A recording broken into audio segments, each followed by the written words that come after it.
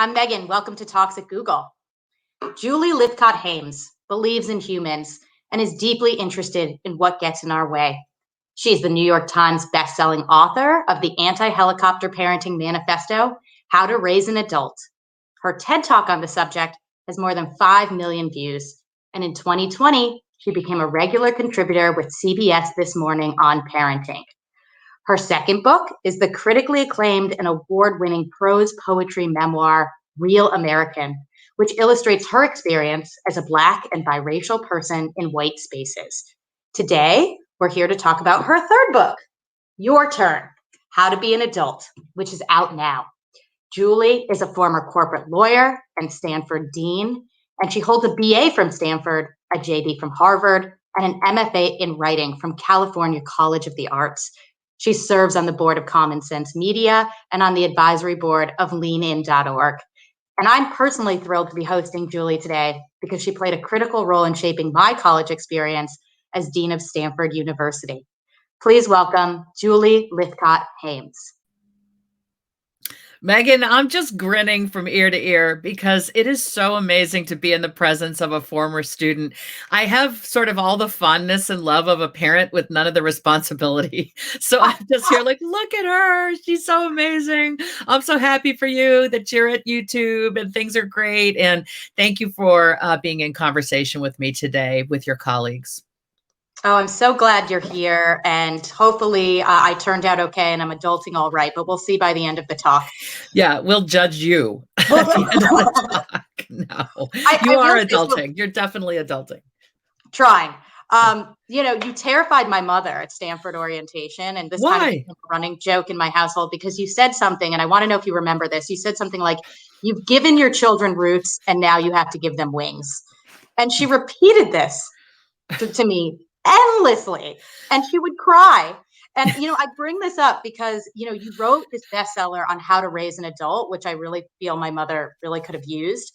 And I want to know sort of how you got from that really amazing work to the one we're talking about today, which is called How to Be an Adult. So what was that path like?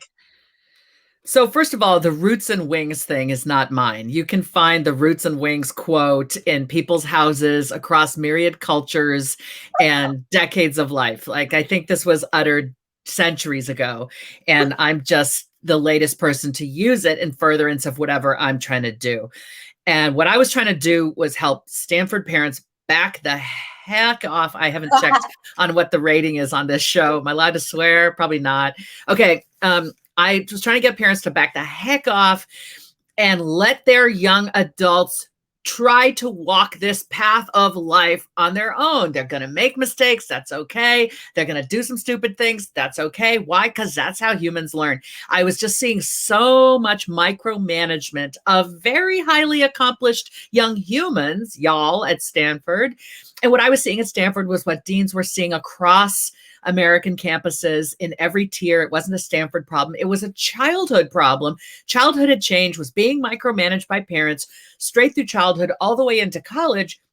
And I was the dean rooting for young people to figure out what they wanted. Why are you on the planet? What are you good at? What do you love? Who are you? Where can you find belonging? What identities do you want to embrace? Like, I was rooting for them and trying to get them off leash because so many who seem to be on a leash march down the path of life by parents. So that first book was for parents because I had dialed back, like, why do so many students seem to be lacking in agency? Like, I can do stuff on my own, lacking in resilience, I can cope. Oh, because they've been micromanaged by parents who are still kind of holding on to them.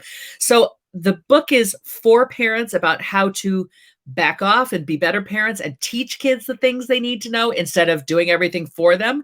I tell parents, we're going to be dead one day. You need to make sure your kid has got the skills. But you know what, Megan? It was never about parents. So this new book, I mean, these books are companions. I was asked, this was the first one. I was asked to write a sequel to it, and I did. But it's always been about me rooting for young people to make their way. It's just that the first book is framed as for parents on what they need to do differently. This new book is squarely, I'm rooting for you, young person, whether you're 18 or 38 or 58, however, you're going to get something out of this book, because adulting is just a stage of life between childhood and death. It's like if you survive childhood, you're adulting, and it ought to be a set of sweet decades in which you're in charge of yourself, which is terrifying, but it's also delicious to no longer be a dog on a leash, yanked down the path of life by well-meaning other people. Well, that is a long time to be an adult. And one thing we just talked about is how young you were when you actually became the Dean of Stanford. How did being the Dean of Stanford and being a parent yourself sort of help you write this book, books about parenting and adulting? Okay, first of all, I need to clarify, I was just the Dean of Freshmen, not the Okay, Dean of fair enough. Stanford. Just so you know, I appreciate that you're like putting me up on this enormous pedestal, but I was, I only had to care Dean about of the freshmen. The freshmen were my favorite people. I'm a nonfiction writer, so I believe in the truth of our lived experience, no matter how messed up it is. I think we serve our community when we dare to share the real stuff humans go through. So I write nonfiction, I write memoir. So as a memoirist, I'm accustomed to trying to harness my stories, pull, the stuff out of them that is worth sharing, and share it to help other people on their journey. So I think my being the Dean of Freshmen was the voice I tried to deploy in this book. It's not a book about young people. It's for the individual reader. This is a close narrative voice where I'm trying to be like a dean, like I was with y'all, trying to be how I might have been if you came to my office hours. I'm trying to summon that voice on the page. It's hard because the page is a one-way conversation, but I'm imagining that reader right there and trying to be as compassionate as I would be in person, as frank as I would, and blunt as I would be in person. So definitely the Dean, it's sort of, this book is on the page how I tried to be in person as a Dean. I'm also a mom, right? So I love young adults. I care deeply about two in particular. Their names are Sawyer and Avery. They're mine. They're 21 and 19. And heck yeah, as I wrote these books, I had to contend with the stuff. I'm trying not to swear in this interview. Please, somebody tell me in the show notes if I'm allowed to swear. Otherwise, I'll keep editing myself. Okay. Like, I care that, so, I have made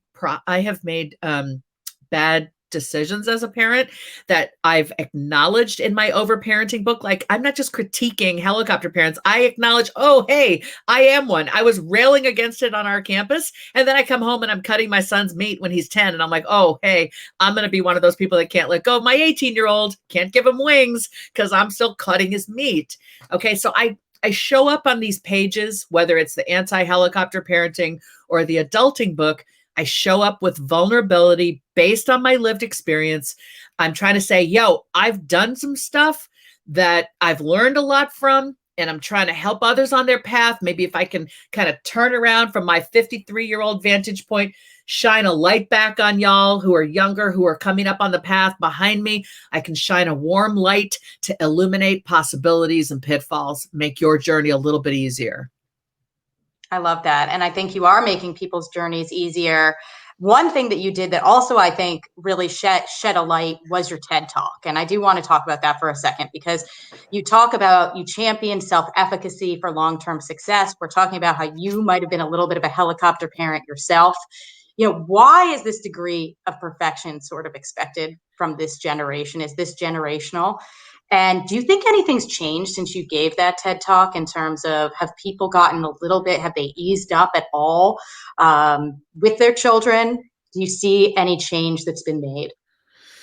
Okay, I'm going to answer that question, but I actually have a technical question, which is, I'm trying to make eye contact with the audience. And normally I would do that by looking at my camera, but I think I just need to look straight ahead and it works. Is that correct? Do I look like I'm looking at the camera right now? You totally do. Okay, awesome. Sorry for staring up here at my other thing. Still learning the technology after 15 months or 14 months, whatever it's been, of lockdown. Okay. Parents in the mid 1980s really reshaped childhood. There are a lot of factors at work that really changed the childhood from what I knew as a Gen Xer to what millennials and now Gen Zs would experience. Childhood used to be more free reign. Kids met up with kids when they felt like it. They did their homework when they felt like it. They did whatever activities were calling to them. It was an intrinsically derived kind of sense of what to do, as opposed to the colleges want you to do this, so we better steer your childhood toward what some brand name college wants. That's a relatively new phenomenon. US News and World Report came online telling everybody what the best colleges were, and all of a sudden you had to try to be one of those best colleges and get your kids into one of those best colleges. It's BS, that ranking, by the way. Happy to talk about that with anybody any day.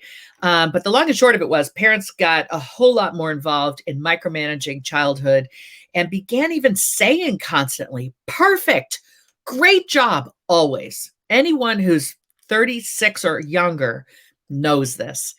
Your childhood was likely filled with adults constantly praising every single thing. What a perfect drawing. You slid down the slide. Perfect. You didn't hit Billy. Perfect. Like, okay. So there's this sort of expectation of perfectionism built in. And I think it's born of parents' fears. Like, if my kid isn't perfect, they're not going to make it in life. Well, as it turns out, if your kid is a perfectionist, instead of someone who takes a growth mindset and knows, hey, I'm going to try and I'm going to fall. I'm going to try again. I'm going to get stronger. Right? If they can't do that, they're really not going to thrive in life. Or they may seem like they're thriving, but they're driving everybody around them crazy because perfectionists are impossible to be around. So, in the TED Talk, I'm trying to turn the perfectionism on its head. And certainly in this book, I just flat out, chapter 3, I say, you're not perfect. Nobody is. Just stop. You're not. It's okay. It's all right. You're not. It's okay. You're here to learn and grow. Yes, that's awesome. Take a beginner's mindset always. You'll be humble. You're going to learn things from your experiences, and you're going to become this amazing person you want to become. I love that. And so do you think that's changed at all? Do you see like the zeitgeist changing again, or not so much? Do you think this is still sort of a epidemic? Parents seem to get it when their kid has a mental health crisis. And certainly we have seen in community after community, young adults and adolescents and children experiencing anxiety and depression at just absolutely record levels that concern us all. And when parents see that happening in their family or in their school community, their town, their extended family, that's when many say, okay, fine, I get it. I need to focus on who my kid is as a person, their mental health and wellness, helping them understand their situation, process what they're going through. It's not about getting the right grades. It's about really developing a healthy human who can contend with the various stuff that's going to come their way in life. So I guess my point is, often hardship is what makes the parent pivot. There are plenty of parents who will hear my talk and be like, yeah, that's fine. But that's for other people's kids. Not everyone's going to go to the Stanfords and Harvards of the world, but my kid will, and those are the parents who, when their kid does have a mental health crisis, they're showing up at the hospital saying, here are your college essays. Let's make sure you get these done. Even though the kid's in the hospital dealing with deep depression or anxiety, right? Those are the parents who don't get it. I think we're seeing both. A lot of parents are recovering helicopter parents, but then there are those who are still very much in the trenches, feeling that their whole community helicopters, so they have to. And I say to those parents, have the courage to ask yourself, is this community healthy for my family and my child? People are moving to different places. They're finding the people without moving. They're finding the people in their community who agree this is crazy. We've got to do things differently. They're banding together with parents who want to kind of restore a healthy childhood and deliver that to children. But yeah, there are people who are still absolutely helicoptering up the wazoo. We saw that in the college admissions scandal. It's the parents who will go to any length to get their kid what they think their kid needs. And frankly, this is the answer to your question. A parent's ego is so caught up in a child's existence these days. That's where a lot of the perfectionism comes from. The parent needs the child to be at this school so the parent can feel good about themselves. That's why parents are doing their kids' homework in a lot of communities so they can get the kid the grade, to get the kid to the right school, so the parent can feel, I've done it. My child is therefore my project. It's like my child is my dog. I'm at the Westminster Dog Show with my child, my dog, and I'm making them soar through these hoops and I'm making them go through these obstacle courses because I'm going for best in breed. My child, my dog will win the dog show, and I will have this evidence of my worth as a parent. And so that's why the antidote there is parents need a whole lot of therapy to deal with like what is going on for you, such that you have to treat your child like a dog. And I love that you point out there are lots of good colleges. There are lots of good paths for people. There is not one right answer. And that's really, Absolutely. really important. People say it's easy for you to say, Julie, look at the brand names on your resume, to which I respond, you wouldn't be listening to me if I didn't have the brand names on my resume, because you're the sort of person that cares about those things. Clearly, I'm able to say when my kids were going through the process, I was delighted to look at a broad swath of schools. I'm a huge fan of the small liberal arts colleges, quote unquote, no one has heard of. They tend to offer the very best teaching and the very best mentoring of undergraduates, which is really hard to find at the biggest brand name universities, because faculty are very busy doing the very important work of research and scholarship and working with graduate students. And if they also have time to mentor undergrads, that's like a bonus, but very few do. So the better teaching tends to be at small liberal arts colleges. I'm also a big fan of community colleges. I'm also a big fan of publics that have an honors college or a small residential living experience where you can get the best of big and the best of small all in one place. So yeah, plenty of great schools. A better list than US News and World Report is colleges that change lives, 40 very small schools that will change your life. Oh, I love that. Everyone should look that up. So I want to ask a question. My team the other day, speaking of universities, we have a team question for bonding. And the question last week was, what life lessons do you wish everyone was taught in school or college? And I was wondering if you had a thought on what you think maybe universities don't teach. I will tell you that I remember in college actually taking a class on how to use a credit card, which I found super useful. That was what I volunteered, but things like taxes and personal health and a lot of the subjects you cover in your book, I don't remember learning in college. So if you were to design a little bit of a curriculum, what do you wish everyone was taught in school? Well, my sweet spot is not taxes and how to change a tire and, how to iron a shirt. Those are all important things. But YouTube is a place where you can learn all of those things. In fact, I say this in my book, like, go watch these videos. I'm going to speak more in the existential, philosophical realm. And so for me, the life lesson that I would teach is, there is a voice in your head. It is currently probably being drowned out by the voices of other people. Your family, your extended family, your whole ethnic community, your peers, society, the media, they're all telling you what matters. They're all telling you what you should do with your life. They have 6 careers they think are acceptable. And your little voice is trying to say, but wait, I'm not sure I want to do any of that stuff. I mean, I know that that's success, but I also think I might want to be a naturalist, help guide people down the Colorado River. I might want to write books. I might want to study rocks. Like, we have this internal voice, whether you think of it as God or the universe or your soul or your spirit or your brain or your gut, like whatever you think animates it, it's there. And I would teach a course around listen for your voice. The more you listen for it, the more you recognize it. It becomes like a familiar word. It's like, oh, I know that voice. Okay, it grows bigger, it grows stronger. Then you have to have the courage to honor it. You have to have the courage to say, yo, folks, I know that this is a family of lawyers, but I want to be an outdoor wilderness person and I'm going to go do that. Or, yo, folks, I know we are a family of dancers, but I want to go be a lawyer. Like whatever it is, and I'm agnostic as to what it is. I just want it to be what your internal voice is saying you want. I would teach that class. Find your voice, honor what it says. That's the path to a meaningful, rewarding life. All right. Is anyone teaching a class anything like that? Have you ever heard of a school that teaches something like that?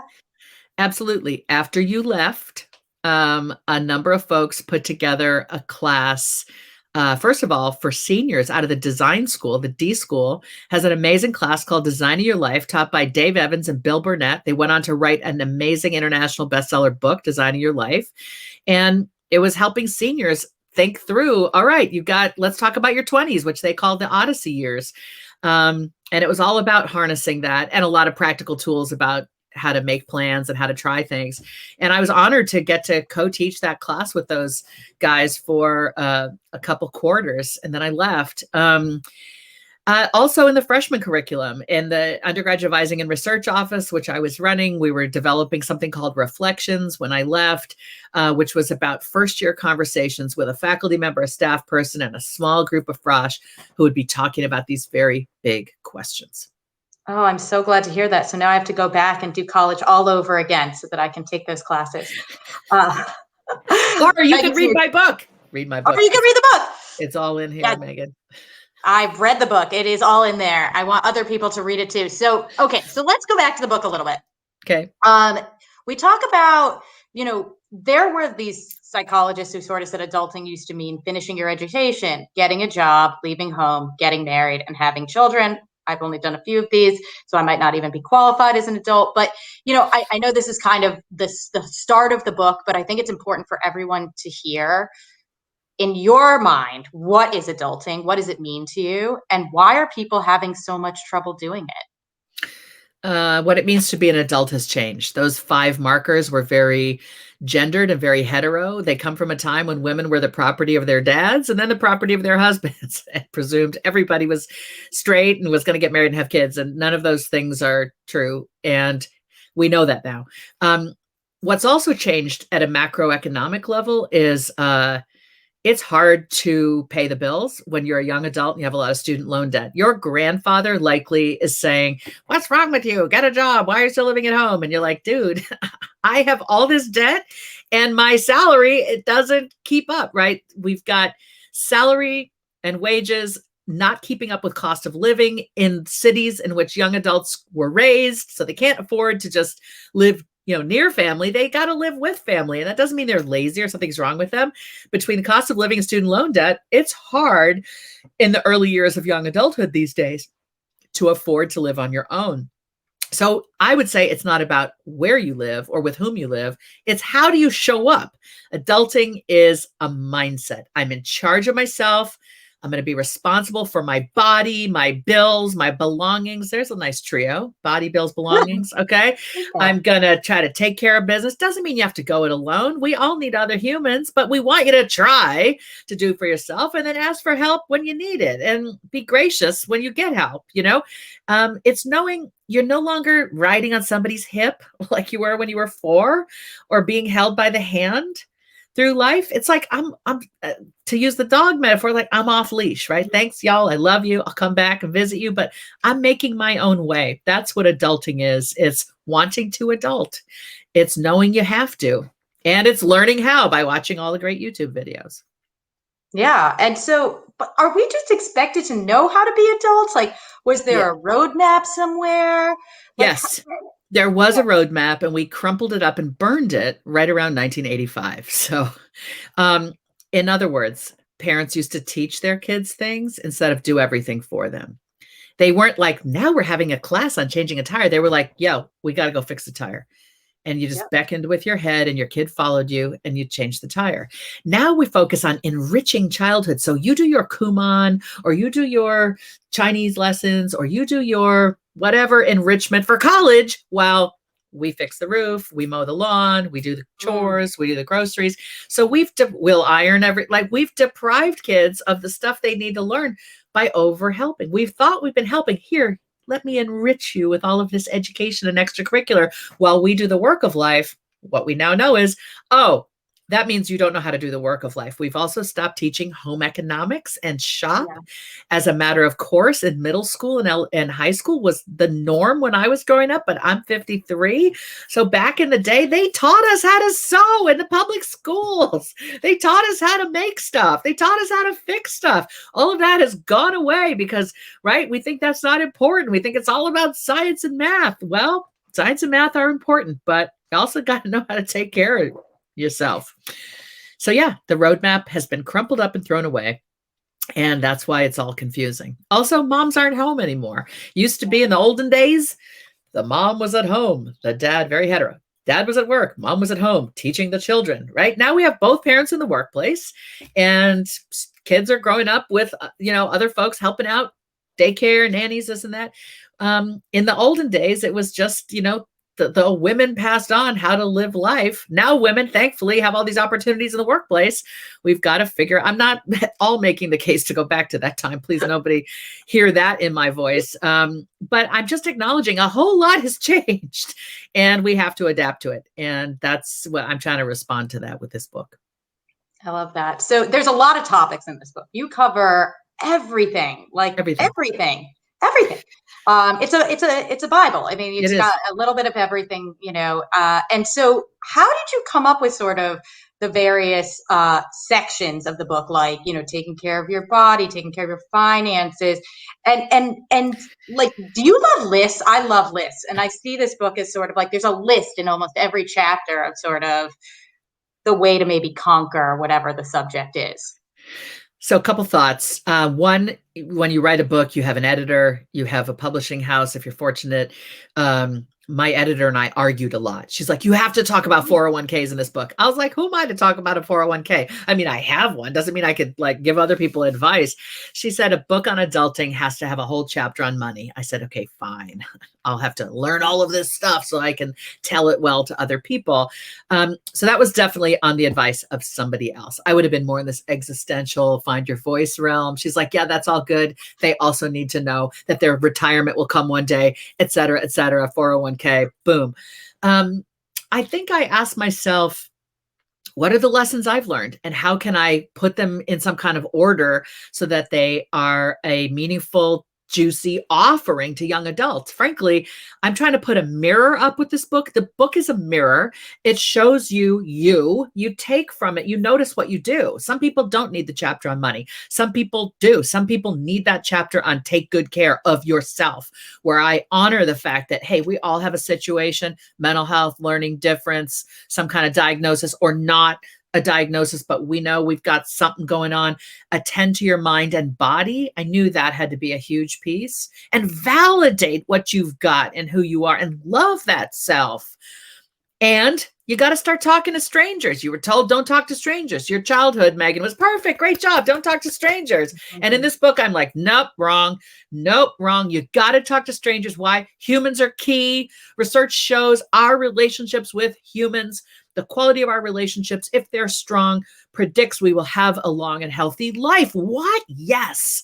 So you got to get good at talking to humans respectfully, kindly, but also to advocate for yourself, your needs. This whole dance we do with humans, that's chapter 7, and it's major, right? Yeah. But then it's also make things better in the world. Like, let's go way beyond the body and the mind and the inner voice and dealing with other humans. Let's talk about how you can use this life for good to make things better, inspiring stories about what other people have done. And your superpower, I just tried to assemble things on many different levels and layers. There are lists in almost every chapter, as you've said, because the publisher likes that. They want to be able to like cut out these lists and put them in a magazine and tape them on the wall. Awesome. That's there. But I'm a storyteller. I got my own stories in there, stupid stuff I did, lessons learned. You can relate. Awesome. And then I put close to 36 other humans in these pages from all walks of life. They're racially diverse, genderly diverse, in terms of sexual orientation, poor folks, working class, middle class, upper middle class, wealthy, highly educated, hardly educated, every major religion. Some have kids, some don't. Some were adopted, some were foster care kids. It's just this diverse. Folks with mental health situations are very much normalized on the page. Neurodivergence. I'm just trying to, through good storytelling, putting other people's stories on the page and some of my own, I'm trying to ensure that every reader has cause to say, she had me in mind when she wrote this. I feel seen. That's the thing. Mirror, the book is a mirror. I want the reader to feel, I feel seen. I matter. Absolutely. I felt that way. And there are so many stories. Were you collecting these stories over time, or did they come out as you were looking at these chapters? Did you say, oh, I need to go chase that story? And because you kind of act almost like a sociologist or a social researcher in this. So Yeah. I was like, has she just been writing these down all along, or like, where did they come from? So the second story in the book, if you recall, is me with Levi, who was my Lyft driver out of Sacramento when my car broke down on the way back from Lake Tahoe. Okay. I get a Lyft driver. He's going to drive us 2.5 hours home to Palo Alto. And he's like 20 something. And he goes, yeah, my parents told me I was up or out at 18. And I was like, what? And he was like, yeah, that was the rule. And I was like, tell me more. So I basically said, would you mind if when I get back to my house, I call you and I interview you for this book I'm writing on how to fend for yourself? I want you in that chapter. And so I talk to strangers. I listen. I love people, first of all. I love being in Me too. conversation, right? And so people say something interesting. I'm like, let me write that down. Let me follow up. Maybe it will lead to a good story. Not always. I also put a survey out like on Facebook or somewhere 4 years ago saying, I'm writing a book on adulting. Please fill out my survey. If you know you are an adult, I want to know how you know. If you don't think you are, tell me why you're not and what you're waiting for. And I just was trying to gather stories. And then some of those people turned out to be my best interviewees and ended up in this book. There's a guy named Jeff who's a conservative white Christian male who went into the military. Life was going great, worked at the Pentagon. And then while driving down a DC highway to have lunch with a friend, he blacked out and ended up in the hospital, ended up being his first diagnosis of bipolar disorder. So he's in the take good care of yourself chapter. And just such a powerful story on coping with bipolar and how it creeps in and makes him want to not take his meds and then all of a sudden it's got him. And so he's, not to say everyone has to take meds, but just his story has been this battle. And he's become a friend. We must have exchanged 60 emails by now, and I've never met him in person. He filled out my survey. Wow, that's really cool. I actually didn't know that where those came from, and that's really awesome to see that surveys can work. And I love how you connect with so many people. And one of the things you've mentioned a couple times is talking to strangers. I actually love talking to strangers. A lot of people don't, and like you said, we're taught don't talk to strangers. But the thing that I took away mostly from your book was how you talk to strangers. It's not to do it. That's great. Talk to strangers. But how do you actually form connections with people? And you give some really good advice for forming sort of deeper connections with strangers more quickly. So I was wondering if you could share anything a little bit, just a teaser on how you suggest folks do that. So are these like the icebreaker questions that I put in there? Yeah. Okay. Yeah. So yeah, just a level or two deeper than what's your name? Oh, I'm Julie. Oh, I'm Megan. Oh, where did you go to school? Oh, where do you work? Oh, these are Yoner questions. I recommend, which is not to critique people who do that. We all do that. But I recommend, if I'm to really know you, what do I need to know about you? Yeah. People will be like, what? You don't just sort of walk up to someone on the street and say that, but like at a cocktail party, a work function, a extended family thing where you have limited time, but you want to go deep. Just I'm going to be on a panel with a bunch of teenagers talking about this book tomorrow. And I'm going to ask them that as they introduce themselves to the audience, I'm going to say like, if we're to really know you, what's one thing we should know if we're to really know you? So you can ask that. You can also say, tell me what's good in your life these days. What have you got going on that really excites you? That's great for reconnecting with family at the holidays. Instead of every family member thinking they know everything about every other family member, forgetting that we've all learned and grown and stumbled and whatnot. Just ask your family member, what's good in your life these days? Don't presume you know. When you're coming upon a young person in your life, like a niece, nephew, nibbling, you can say, hey, is there someone special in your life that I should know about?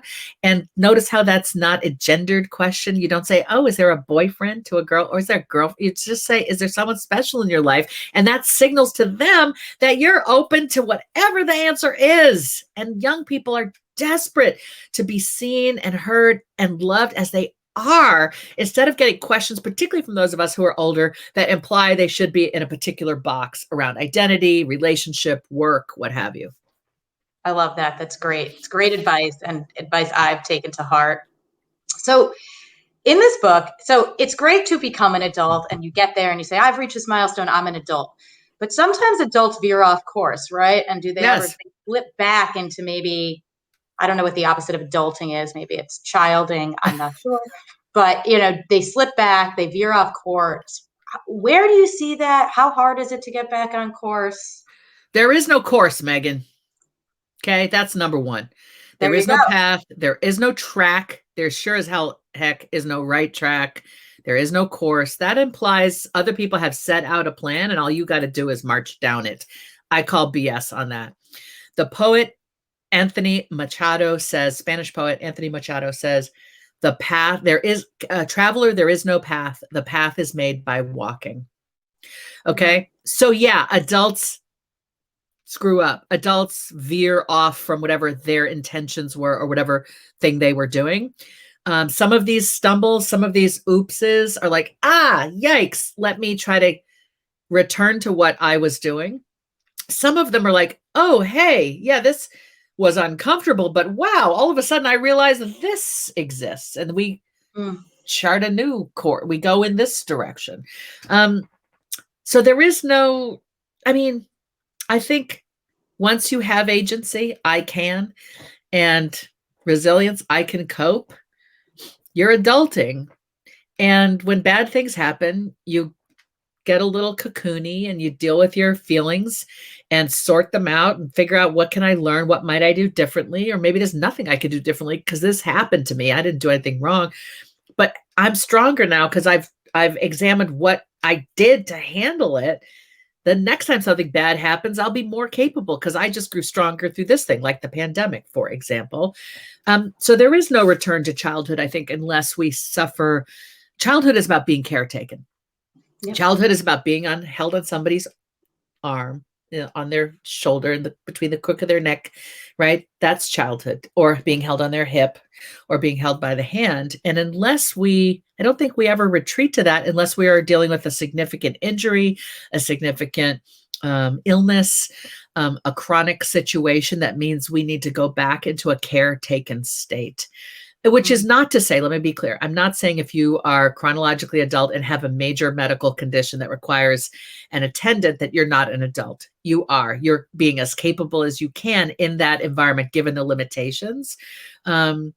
So I do think if we're adults and we are not dealing with a serious disability, it's only sort of a return to that childish state if we've decided I need to be in the care of others, or if life has really thrown something at us that's a major obstacle. Yeah, I want to open this up for questions. Please feel free. Some people have already put their questions in the chat. We'll take them in a few minutes. So I want to give you a few minutes to get your thoughts together and put your questions for Julie. But I'm gonna we are in a workplace right now, and you have a lot of workplace advice in your book because working is an important part of growing up, for better or worse. And I actually only find myself sort of some of these principles, like you just talked about, being resilient and accepting feedback and being open to growth. And, I think I've learned them very late in terms of my career. And I'm wondering, like, how do we get people to really have the foresight that these things are coming? And what can we do better to sort of prepare people to be really good young employees? Because I think that's a really tough time, is your first job out of college, your first experience leaving these cocoons that you're talking about. Yeah. So the first thing I got to say, because I've now looked at the comments, is 06. That was for Carla and Helen, members of the great class of 06, Megan's class of 07. These are just weird Stanford things for those of you who are not Stanford people.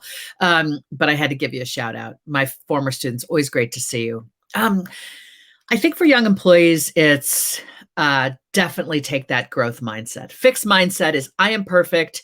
Therefore, I will only do things that are within my safe zone where I can demonstrate how perfect I am. No. Scrap that. You want growth mindset, which is I am learning. I am new at this. Instead of this is hard, I do hard things. Instead of I can't, you say, I haven't learned how to do this yet, but I'm going to try. It's just a reframe that gives yourself some slack. Okay. Here's something else. In the workplace, they want you to take the initiative. You may have come out of a childhood where everybody kind of told you what to do. That is not appreciated in the workplace. Your manager doesn't have time to sit down and tell you every specific next step. They want you to intuit how to be useful and what to do next. And so I've got this great advice in the book from this private equity guy in Silicon Valley who says in the workplace, there are 5 steps. I've got to try to find it. What does he say? 5 stages of becoming progressively responsible and independent in the workplace. I want every young employee to hear this. The 5 stages are: 1, sitting and waiting for assignments; 2, proactively seeking out assignments; 3, recognizing that something needs to be done, thinking what the likely task or solution needs to be and proposing it; 4, just do it and promptly update your boss or team; 5, just do it and only bring it up at a regularly scheduled, conversation, right? You move from needing to be told what to do to being able to do it for yourself and not even necessarily having to share with everybody like, oh my gosh, look what I just did. Okay, that's what you want to be focusing on. I think Googlers appreciate that. We just learned how to do our jobs better. So everyone's just going to do it. And that's great. So bad stuff, you talked about bad stuff. Bad stuff does happen to everyone. It doesn't necessarily make you an adult. And, I think maybe how you handle it does. It's not the what, it's the how. And so I'm wondering if you can share, and I know you share this in the book a little bit, about how you feel you became an adult, when you feel you became an adult. I want to acknowledge that some people grow up in tough circumstances and that grows them up sooner. They have a bit of their childhood robbed from them and they have to adult. They do become more adult through the hardship. A parent was ill, a parent is checked out, a parent lost a job. The kid then is caring for younger siblings, paying bills, earning money, making food. All of that is very much adulting. And if that happened to somebody at a young age, that's tough. Means they're more likely to know how to take care of themselves when they get out in the real world. That's the bonus, but boy, did it come the hard way. I just want to acknowledge that. My I'm an adult moment came after I had just graduated from law school. I had been married for 2 years to my amazing life partner, now of 33 years, Dan. We were moving from Massachusetts to California. I was going to join a law firm. So we'd had the fancy wedding. I'd worn the poofy dress.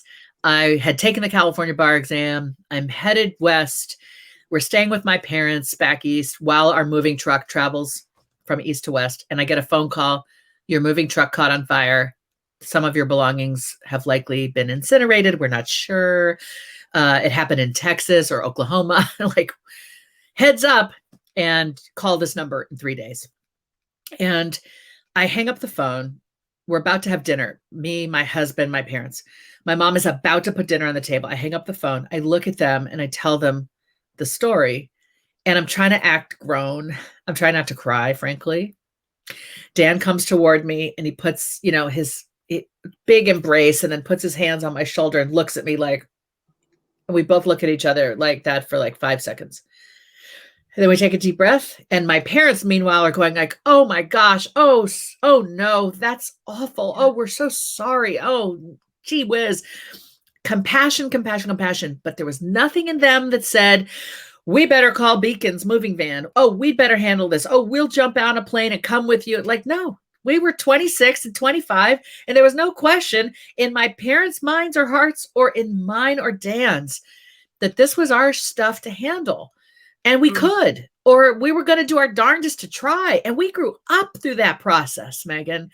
We went to San Leandro in the East Bay and smelled the burning stuff as we walked toward, it wasn't just our stuff. It was holding 4 or 5 families' stuff. It was one huge moving van. We were sad. Our love letters that we had written back and forth back when we were dating were in that van. Were they still there? Were they okay? Had they burned up? Yes, they were okay, but we didn't know, right? The furniture we'd bought with our wedding money, like everything was in that van except the suitcases we'd taken to our parents. And we had to deal with a settlement. We got a check.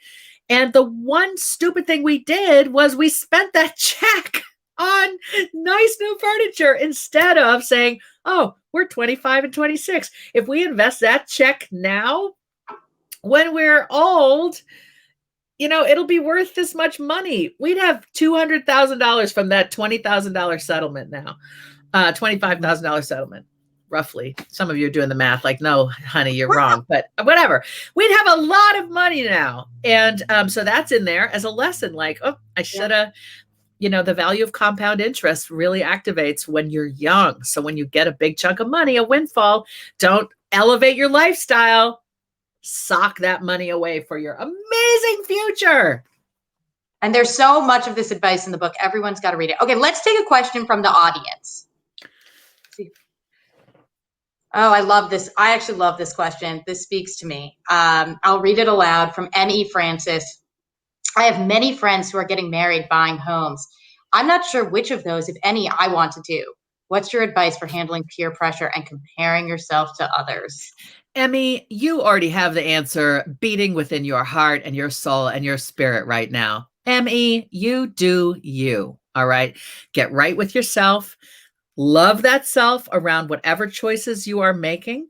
When you come at the world with this thudding, I know who I am, I know what I want, then you belong everywhere. Then you can show up at these weddings. And when people say, oh, when are you getting married? Like Auntie so-and-so or Grant, right? You could be like, who knows? I don't even know if that's going to be my trajectory, but I'm so happy for the couple we're celebrating today. Answer it, deflect all the attention from you, put it back on the people who need that attention, right? You can validate other people's choices and just with a smile on your face say, I don't know if that's ever going to be me, but I'm really happy for you. I love that because I do think a lot of the pressure does come from comparing yourself to others who are maybe adulting on a more on track way. And we've talked about tracks and paths and that they don't exist, but there are still, even in today, we've made so much progress. There are still these sorts of, going back to what you said, the original five. Let me say this. I mean, let's hope this person is entering into, so Emmy is clear. I may not want the marriage. I may not want the kids. Awesome. Let's hope the people with the marriage want the marriage. Let's hope the people with the kids have decided they want that, as opposed to like, well, I should, I ought to. A lot of people are on that path, just like they're in a job they feel like they're supposed to, and it looks like success. Like, wow, look at them go. Yeah. If they want it, more power to them. If they're just following like a lemming what everybody says matters, they're going to be freaking miserable. And you're going to be on your own path going like, wow, I'm so sorry. My friend is so miserable. I'm over here on this path people don't even recognize as valid, but I'm so freaking happy and content and satisfied with this life. I am overjoyed. And that is the very definition of success. Don't let anybody tell you otherwise. Amen. All right, let's take another question. From Jenia, how to decide when and whether at all to have children. Is there a chapter on this in your book? So throughout the book, I allude to the fact that this is a choice, largely a function of our desire and our body's ability to cooperate with whatever we desire. I do feature, well, I won't tell that story. I get down this path and I tell too many stories. I'm going to stop because I know we want to get to more questions. There is not a chapter on this, but throughout the book, you will see some people are having kids and what it feels like and how they're dealing. And you'll see some people trying to have kids and struggling with conceiving and dealing with that. And you'll see somebody who has a kid at 21 and learns so many tremendous, wonderful things from that. Really elevates their adulting because there's nothing like a kid to grow you up. But to have a kid is such a deeply personal thing. It's just part of this larger knowing of that inner voice. Who am I? What do I want out of this life? Do I envision my life with children? I got to tell you, I've been with Dan for 33 years. We were together from age 19 and 20. We're now 52 and 53. Wow. And we struggled to conceive. And once we did, then Dan had this look on his face of fear, almost like the moving van fear look, like, oh no. And I was like, dude, what? We just, come on. And he said, why are we doing something that we know is going to mess with our relationship? Everybody says having kids ruins your relationship. We have an amazing relationship. What are we doing? And he answered his own question. Well, we've decided we want these amazing little humans, right? To hold that tension and to say, okay, I'm going to have children because I want that. But also, if I have a partner and I'm having children with a partner, I love that person and I want to make sure I'm nourishing that relationship even as I'm nurturing these little people. And that's really one of the most difficult and important things to get right. You don't want to sacrifice this for this, nor this for this. If you're going to enter into it with a person, you've got to attend to both. And that kind of thinking, mulling that over within your internal voice and with your partner, if you have one, that's the way to get to the answer to your question.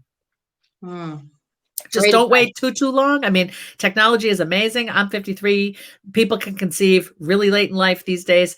That was not the case when I was younger, but ask yourself, do I really want to be trying to get down on my knees, when I'm 50 with a 5-year-old? That could be hard on your knees.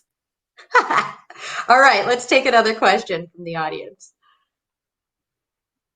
Oh, good. From Emily Bernst. What is the optimal age to introduce my child to your book? And you alluded to the fact that this book is actually for people of all ages. So I'm curious to hear what you're going to say. Emily, thank you for asking that.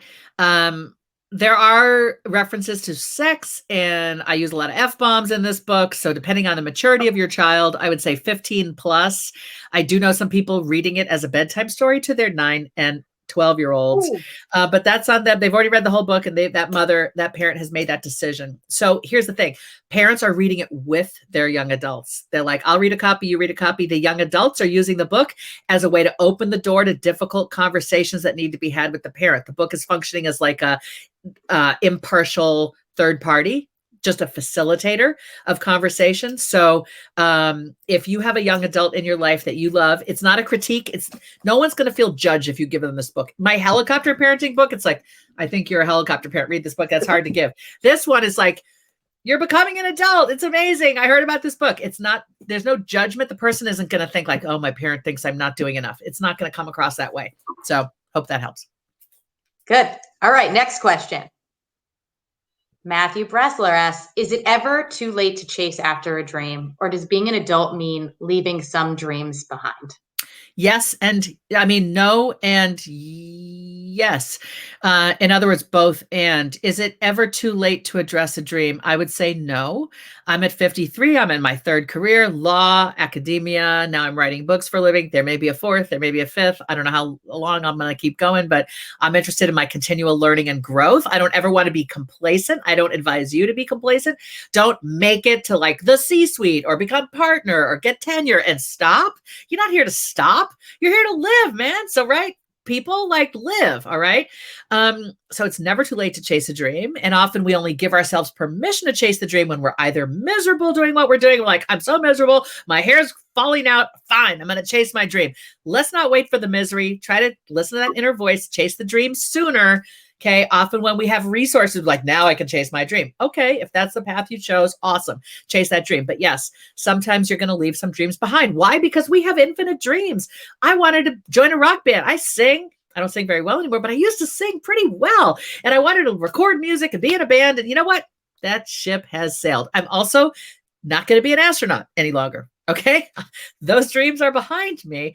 We can't do everything we dream. So we do have to do some narrowing. And again, there isn't one right path. You're like, I have 5 doors. I want to keep my options open. I want to be an astronaut and a singer and a cardiologist to please my mother. Like you can't do all 3 of those things as your profession. Okay.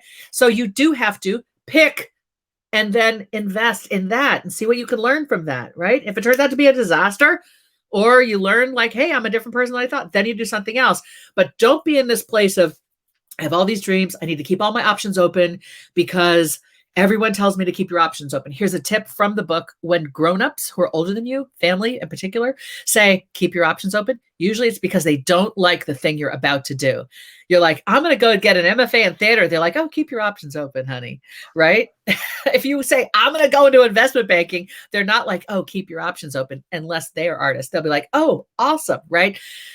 Keep your options open is a way for people to critique the thing you want to do.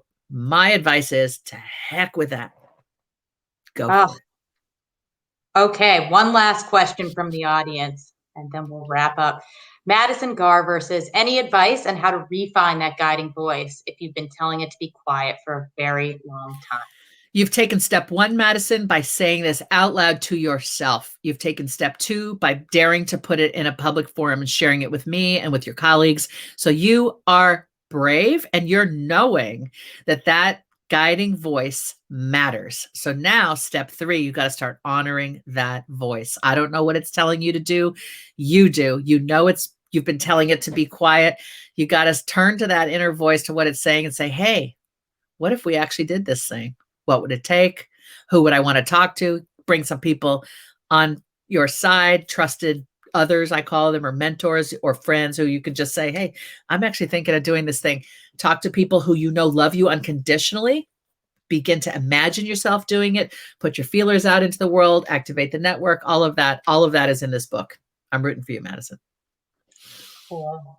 I wanna end by I wanna say that there's a really handy study guide in the back, which, like, God bless, that is so great. And I love things like that. I love questions. We talked earlier about how you can get to know someone. I think these questions are actually a really great exercise in personal growth. So one of the questions that you ask is, what is your worldview? So Julie, what is your worldview? My worldview is that we don't make it unless we all make it. I am rooting for all humans. I believe we all have an obligation to one another. I am not Ayn Rand. I'm the opposite.